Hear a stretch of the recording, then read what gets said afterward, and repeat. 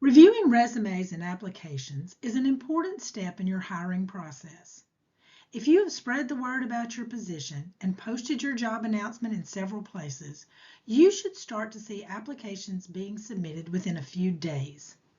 The steps outlined in this session will help you find the most qualified candidates in that pool and set up your interview process to be efficient and successful. Disclaimer.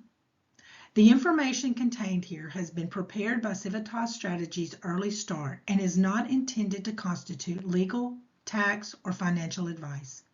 The Civitas Strategies Early Start team has used reasonable efforts in collecting, preparing, and providing this information, but does not guarantee its accuracy, completeness, adequacy, or currency.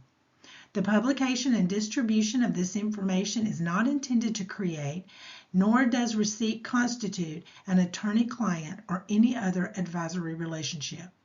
Reproduction of this information is expressly prohibited.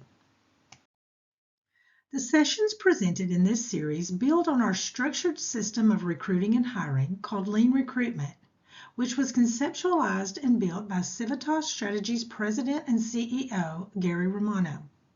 Lean Recruitment is specifically designed to support small businesses in this area, and over the last few months, we have been increasingly tailoring Lean Recruitment concepts and best practices for childcare providers. To give you a little bit of context, in our work nationwide, both in early education and childcare, and with other clients we work with, we bear witness to workforce challenges that small businesses face every day. Our goal in designing this series was to support childcare business owners in meeting the workforce recruiting challenges that you have today. In this session, we will take a closer look at successful strategies for reviewing resumes and applications. Today's conversation will focus on how to approach reviewing resumes and applications. We will consider how using a scorecard can help this process and learn more about the benefits of conducting short introductory calls for vetting candidates. First, we will discuss assessing resumes and screening your candidates. Reviewing applications can be more of an art than a science. While you want to be diligent in your review system, you also want to balance your needs and desire for the ideal candidate with keeping an open mind regarding backgrounds or qualities that don't necessarily match the usual path. In addition, you want to be alert to any red flags, even in this competitive market.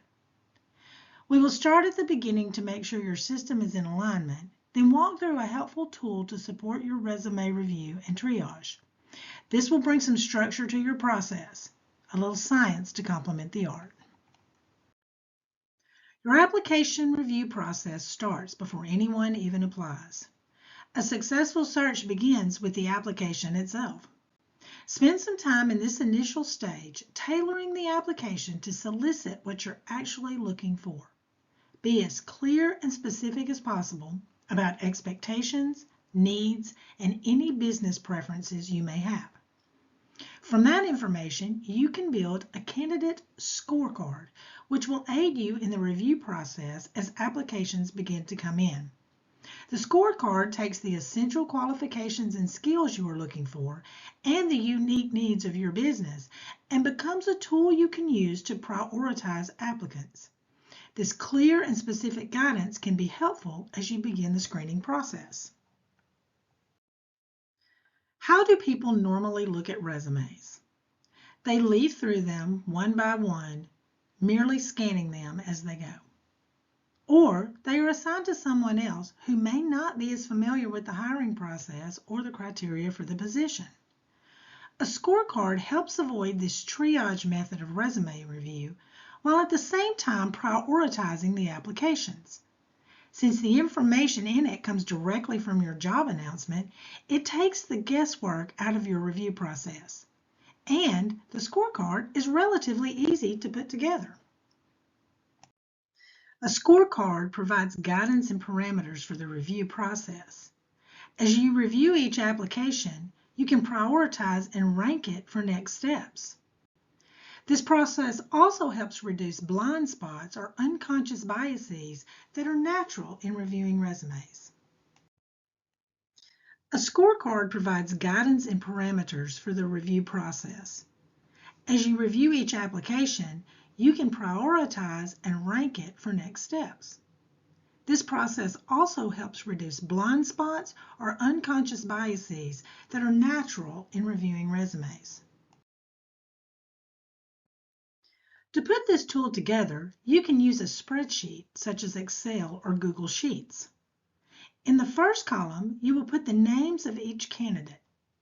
In the rows at the top, you will put the essential requirements, skills, and competencies you've outlined for the role.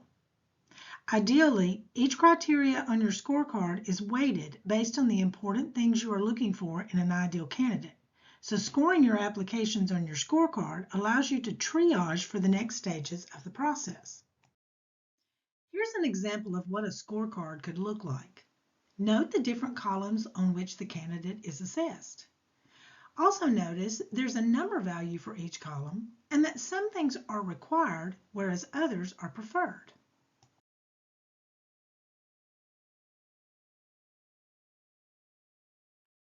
As applications and resumes come in, measure each against the criteria you added on the scorecard, then score them using the designated point values. Once these values are added together, the score will reveal the candidates who most closely match what you are looking for. If you still have questions or want to narrow the list even further, you can use short intro calls to gather additional information. There are several benefits to using a scorecard.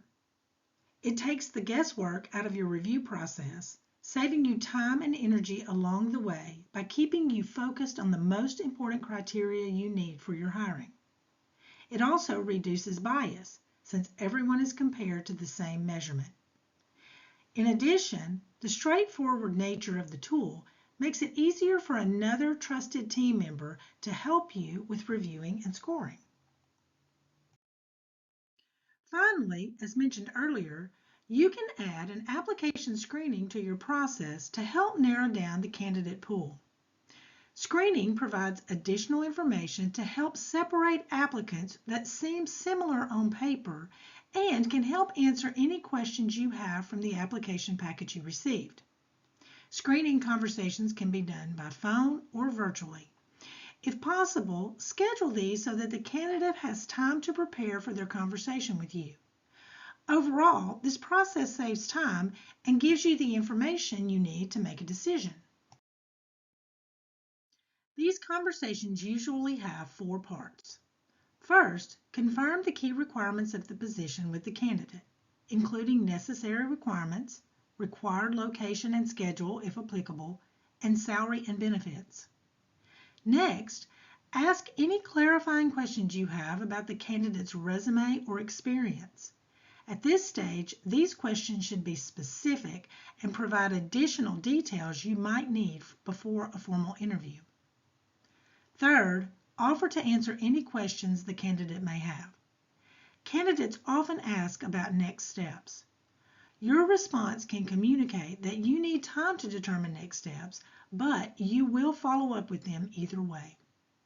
Finally, confirm that the candidate is still interested in the position and would like to move forward with the application process.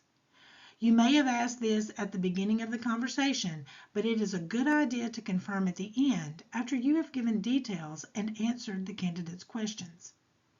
This process will help finalize your top candidates. These will be the ones you want to get to know more through the interview process.